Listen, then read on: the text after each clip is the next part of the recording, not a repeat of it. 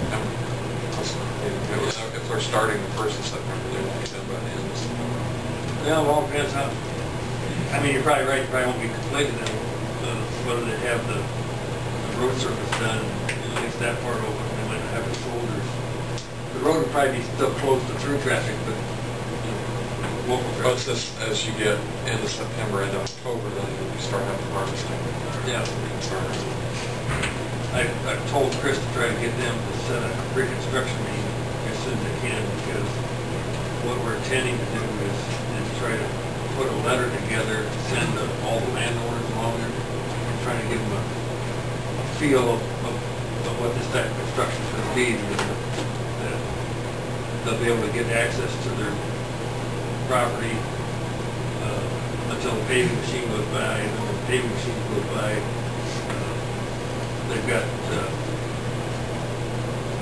system called maturity meter that measures it. You put temperature probes in the concrete, and then you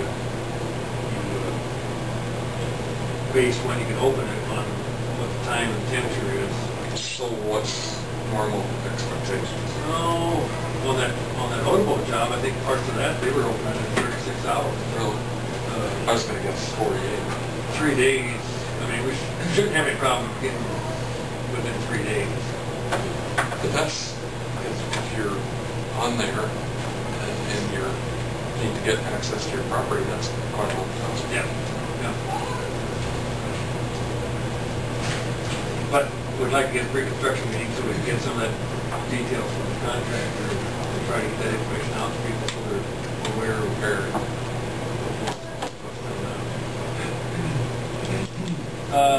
pavement patching, the bid tabs are there. Had the letting last week in our office. Had 5 plant holders, 4 of them bid. So we got a good number of bids. Like I said, our estimate was just over 200,000. I never remember the total. I'm trying to write that down. Sure it was,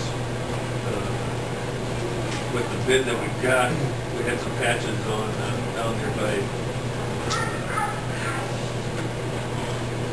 I'll say weed again. Herring. And that we'd taken out of the program before because we thought we were going to run over dollar-wise. So we're probably trying to add some of them back in.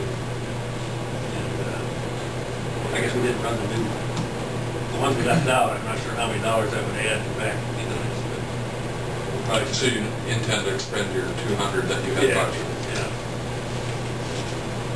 While we're down there patching, we just finished that road where we were there. But the dollars we were looking at, we thought we were going to be able to get this done.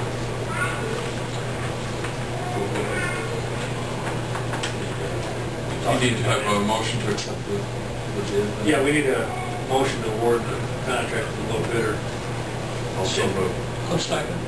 It's been moved and seconded to award the bid to 10 Point Construction Company, Inc., Vance, Iowa, for $171,706.28. All those in favor say aye. Aye. Aye. Motion carries.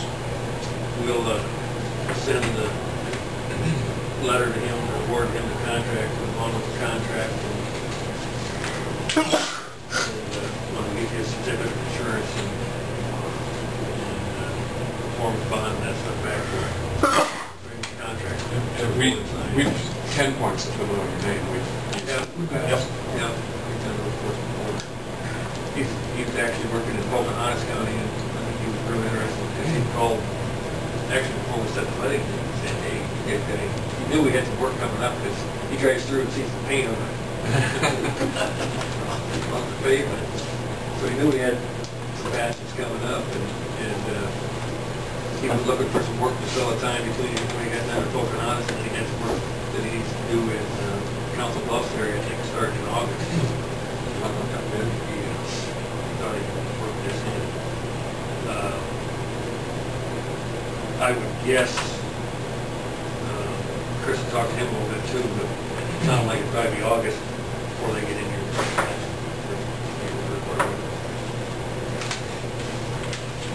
So no, we've got good bids on both of our projects this summer. Do we ever get to the point on some of these paved roads that we have to just plain replace the road? I noticed M27 coming from University County South, there's just about more patches than there are cold pavement. I mean, there's a lot of that. M68, you know, I live on Yeah, Jack, the same way. you know, when you're biking, bicycling, Yeah. same thing in more patches. You eventually just overlay with asphalt. Well, that's been a common thing to do. You know, on that 3-mile stretch up there, west of Nemaha, several years ago, we were doing a lot of patching there. It seemed like it was just, you know, a lot of patching every year. We haven't done as many patches up there the last couple of years. It seems like it's stabilized a little bit, but there's still the joint, you know, a little bit of default at the joints that make it ride a little rough. It's not so bad in the car and pickup or the truckers complain about it, but They go on state road. Well, you sit, Nancy's folks, a lot of that's not local traffic, though. They're going from Fort Dodge to Nebraska on our road. yeah. That's so,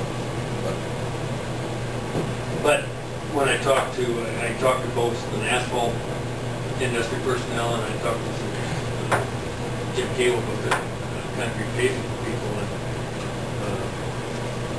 I thought the concrete people would have a system to just do an overlay on that. But when he looked at it with the joint problems and the cost of everything, a lot of times if you're going to go on top of existing PC, they put a 1-inch asphalt they call bond breaker in between. Oh, really? So that they don't try to act together, that they act separately. Well, the cost of that, it's almost cheaper to rubbleize what you've got there and use it as a base than try to do pavement on top. Rubbleize. Have you seen that done? I haven't actually been on a project, but I've driven past projects where they're going that. You see them do that on the interstate once in a while. I think up north in Iowa one time. How does that compare to a 3-inch overlay on cement?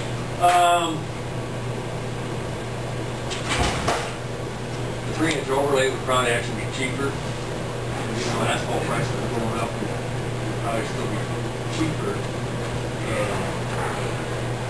As far as life of your pavement, I think the 3-inch overlay would probably get you 15 to 18 years.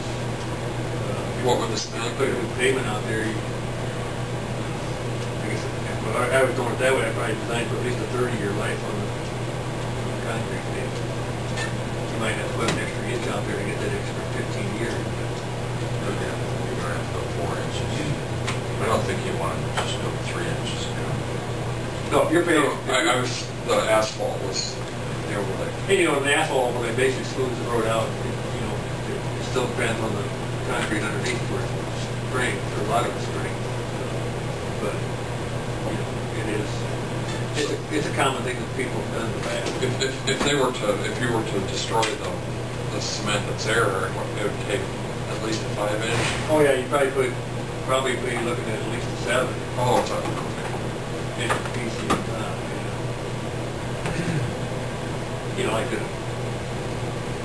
D59 and N14, where you've got an asphalt there already, you don't have to have a bond breaker, so you don't have to put any asphalt down before you put the PC on top. So, You got any idea what you can do with M50? You got to grind that up and then I don't back know. down? Well, I'm not sure we got enough. I don't think we've got enough structure there to really do a cold in place, because we only got like 4.5 inches. Well, you try to mill up 3 inches, they'll be falling through underneath. So I'm thinking we're going to have to. One option is to look at trying to get a contractor to do some AC patching in those areas that broke up. And I guess I'm seriously going to consider putting a weight embargo on that next spring.